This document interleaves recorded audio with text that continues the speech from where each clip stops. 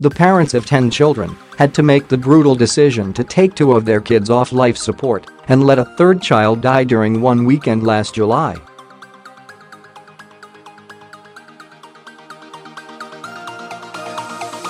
Les and Celeste Chappell lost Christopher, 20, Elizabeth, 19, and James, 15, to a rare illness called Batten disease in the span of 3 days this past summer.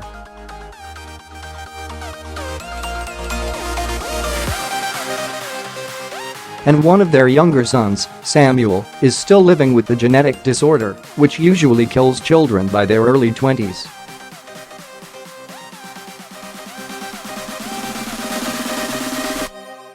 Batten disease, for which there is no treatment, causes children to lose their ability to see, speak, and remember things, and the rare ailment eventually renders them unable to swallow, which chains them to life support.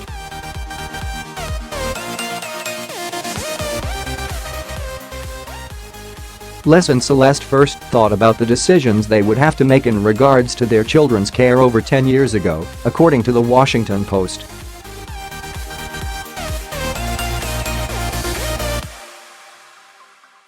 Elizabeth, James, and Christopher were in bad health, and the pair had taken them to a number of specialists, which is when they first learned about Batten disease.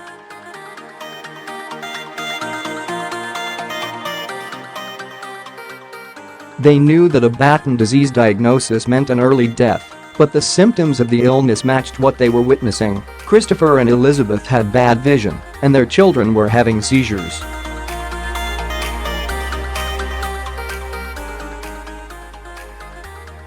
This led to a conversation one evening in 2005 during a date night, in which Les and Celeste confronted the harsh reality they were being presented with.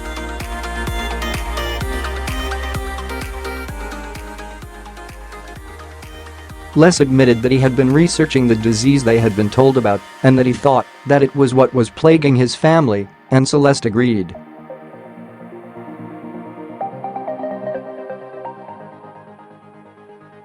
Then, together, they discussed the fact that if their suspicions about their children's health were correct, they would eventually have to make a decision to either keep their children alive with tubes or let them die.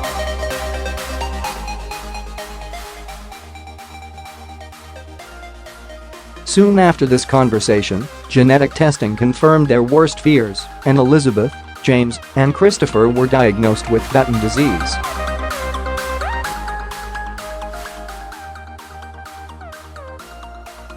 And the family's heartbreak over the fatal diagnosis did not end there. At the time, Celeste was pregnant with another son, Samuel, who would eventually be diagnosed with Batten disease.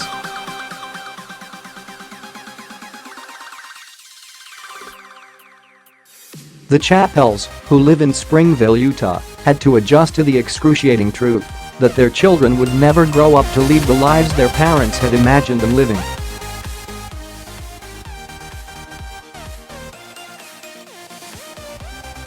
Watching their children grow up, they had predicted that Christopher would be a doctor, Elizabeth would be a gymnast, and James a ballplayer.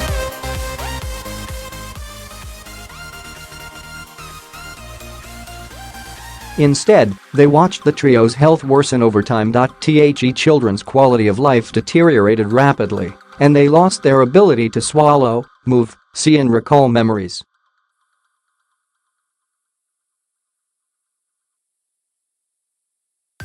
And when the time came for them to decide whether or not to let Elizabeth and James be tube-fed, they decided they would.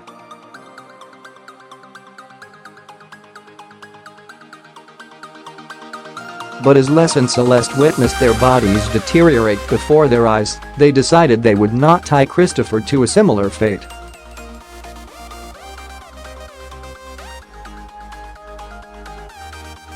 And once that decision was made, the couple said it made sense to take their other 2 children off life support, as the tubes were only prolonging their eventual death.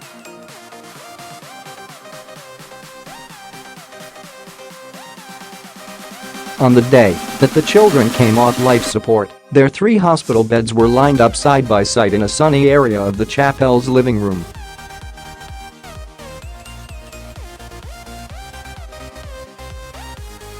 James, Elizabeth, and Christopher were given morphine and lorazepam so that they would die comfortably.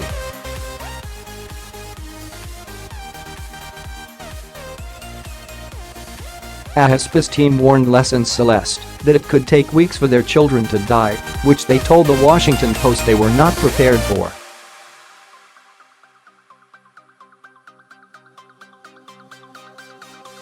But they were done with the gut-wrenching waiting period in a few days, as the children passed away quickly after they were taken off life support on Friday the 14th.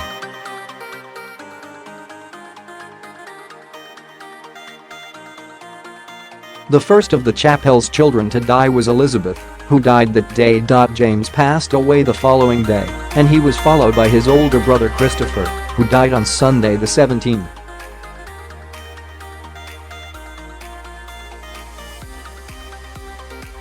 On Saturday night, the evening before Christopher, who survived the longest, died, Les and Celeste struggled to stay awake as they stuck by their son's bedside.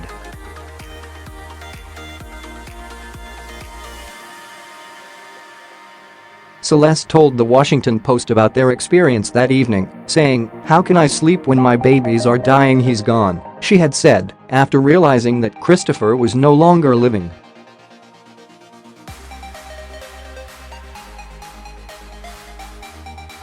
After each of the deaths, the children's family members sat around their bodies and told stories remembering good times they had had with them.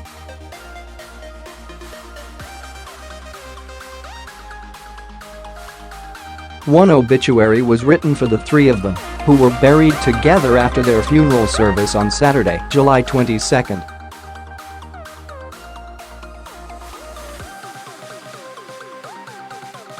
It states that Elizabeth loved princesses, dolls and being outdoors, while James enjoyed sports, baseball especially.